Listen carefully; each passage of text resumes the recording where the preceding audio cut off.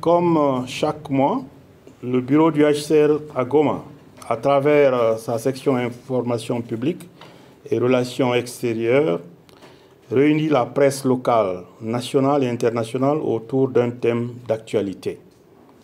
Il est vrai que nous choisissons également de renforcer vos capacités sur certains aspects du mandat du HCR, afin de nous assurer que nous travaillons avec une presse qui comprend nos défis, nos expériences et comment nous accomplissons notre mission.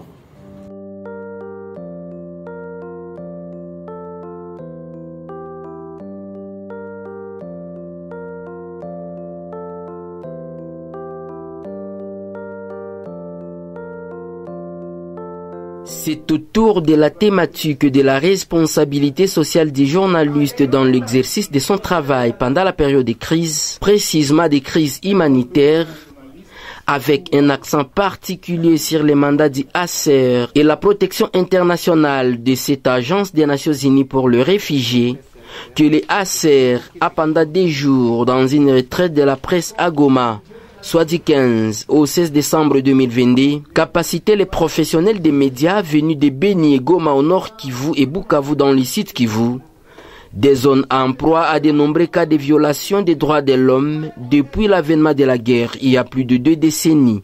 Malgré sa complexité et son dynamisme, cette crise en République démocratique du Congo, précisément dans sa partie est, est la moins financée. Un paradoxe qui s'expliquerait entre autres par le fait que les acteurs des médias ne jouent pas convenablement leur rôle pour vendre l'image de la dite crise à l'international.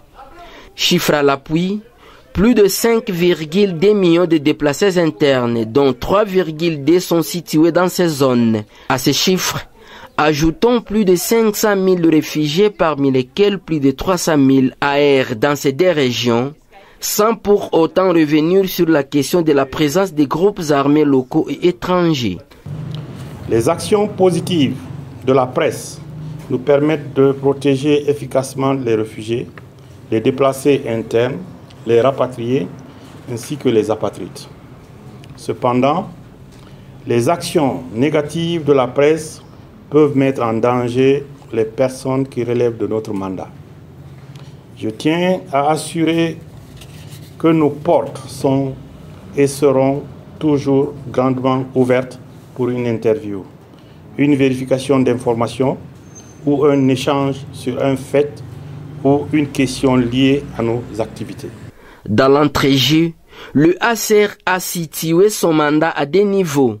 D'abord, au niveau de la protection internationale et ensuite au niveau de la recherche et des solutions durables, c'est-à-dire faciliter les rapatriements volontaires, l'intégration locale et la réinstallation de réfugiés et demandeurs d'asile, apatrides, rapatriés et déplacés internes.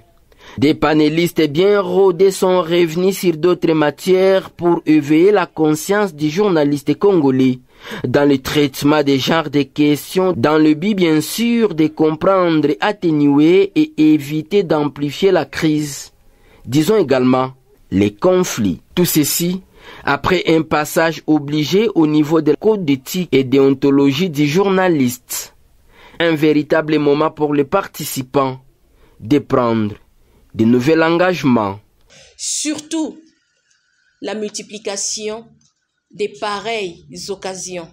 Ça sera un renforçatif pour que nous puissions donner la vraie information tirée à la source et sans la tronquer. Et au cas où il y aurait des erreurs, des occasions comme ça peuvent permettre de rectifier et de revenir sur le droit chemin. Cette retraite de la presse a en bref mis les journalistes devant leurs responsabilités pour ainsi les rappeler à mesurer les dangers de leurs micros, de leurs caméras ou encore le danger de leurs plumes durant le développement des crises. En d'autres termes, le développement des conflits. T'as pas dit souriez, hein? Voilà, vas-y.